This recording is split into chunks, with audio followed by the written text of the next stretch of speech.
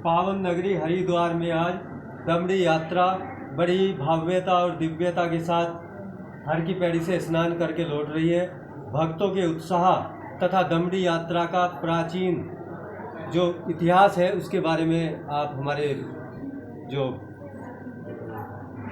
20 news 20 news जो हमारे इस भगवान रविदास आश्रम में पहुंची है, हम बहुत ही उनका स्वागत करते हैं और धन्यवाद करते हैं। आप हमारे पास आए हैं तो हमारी बात जो है मीडिया द्वारा जो दर्शक हैं आपके वहाँ तक ये पहुँच रही है। बहुत बहुत धन्यवाद आपका। तो जो शोभा यात्रा का है, हमने 2006 में ये शुरू किया था, तो अब तक ये लगातार चल रही है। जो थोड़ा सा कोरोना के बीच थोड़ा परेशानी हुई, तब एक दो नहीं लेकर आ सके क्योंकि कोरोना की वजह से। तो उसके बाद फिर हमने शुरू किया। जो महापुरुष पंजाब के महापुरुष हैं, गुरु रविदास नामलेवा, ये सोसाइटी है गुरु रविदास साधु संप्रदाय सोसाइटी रजिस्टर्ड पंजाब की है, जिन्होंने ये आश्रम भी बनाया। और हरिद्वार जटवाड़ा पुल के नज़दीक जो गेट बना है गुरु रविदास महाराज यादगारी और गुरु रविदास घाट, ये सारा गुरु रविदास साधु संप्रदाय सोसाइटी ने बनाया और सारा खर्चा किया गेट पर भी और भी सुंदरीकरण करने के लिए। तो महापुरुषों ने आज सुबह वहाँ नमस्कार करके ये आश्रम में पहुँची ये यात्रा। और ये यात्रा में कोई 200 वाहन है, जो 150 बसें हैं और वाहन है कोई 250 के करीब। तो आज सुबह से ही लोगों में इतना उत्साह है, इतना प्यार था कि हमने इस यात्रा में शामिल होना है। वो सारे जम्मू से भी महाराज जी आए हैं और राजस्थान से भी आए हैं, मालवा से भी आए हैं, दिल्ली से भी आए हैं, इटली से भी आए हैं लोग, विदेश से भी लोग आए हैं। क्योंकि हर साल ये अप्रैल के पहले हफ्ते में ये यात्रा शुरू होती है।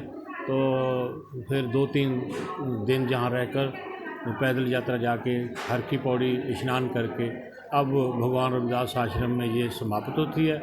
और कल को सुबह अखंड पाठ के भोग पाए जाएंगे और खुले पंडाल में सत्संग होगा और सारी संगत गुरु महाराज जी की ये आशीर्वाद प्राप्त करेंगे और महाराज जी का कीर्तन जो सत्संग है वो प्राप्त करेंगे। तो ये हमारा प्रोग्राम है कल तक। भाई जी, यात्रा में कितने श्रद्धालु जो आपके साथ आए हुए हैं?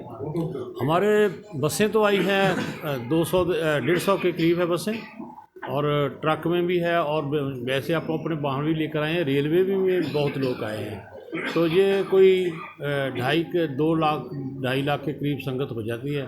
तो अब थोड़ा सा हमें है कि शायद काफ़ी संगत आई है, तो हमें गिनती नहीं इतनी आई होगी, क्योंकि आश्रम से लेकर हर की पौड़ी तक ये संगत पीछे चलती रही, तो रथों में भी चलती रही, पैदल चलती रही। तो काफ़ी दुनिया क्योंकि हमारा लंगर चल रहा है, वो लंगर लगातार भरा रहता है पंडाल। तो हमने डॉक्टरी सहूलत भी ली है, क्योंकि हमारे अपना हॉस्पिटल है। तो सारी हमारी टीम आई हुई है वहाँ, सबको फ्री दवाई देते हैं।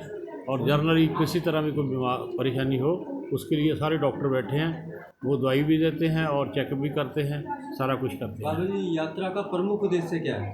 प्रमुख यही है कि जो गुरु रविदास महाराज जी ने मुझे उपदेश बख्शिश किया, तो उन्होंने 2-4 ऐसे जो नियम दिए हैं महाराज जी ने कि ऐसा चाहूँ राज में। पहले तो उन्होंने ये कहा कि हम रहना कैसे है, तो जैसे ऐसा चाहूँ राज में जहाँ मिले सबको, सब बराबरता हो।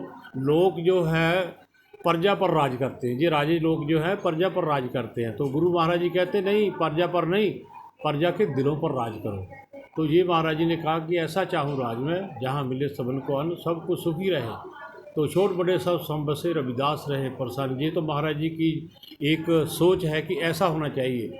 और जो अध्यात्म के लिए महाराज जी ने कहा है, उन्होंने कहा कि बाजीगर जैसे बाजी पाई, नाना रूप पेख दिखलाई, सांग उतार्थम में उपसारा तब एक को एक ओंकारा। जो संसार जो है बाजीगर की खेडों से प्यार करते हैं और बाजीगर से नहीं करते। तो ऐसे ही महाराज जी ने कहा कि जैसा रंग कुसुम का तैसा एवं संसार, मेरे रमैये रंग मजीठ का कह रविदास कुमार।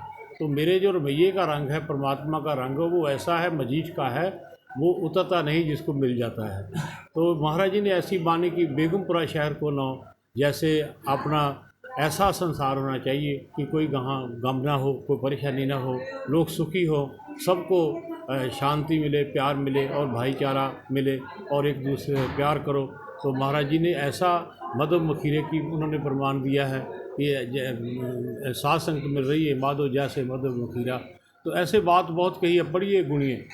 विद्या के प्रति कहा, हमने विद्या भी शुरू किया है, हमारा कॉलेज चल रहा है, क्यों +2 चल रहा है CBSE।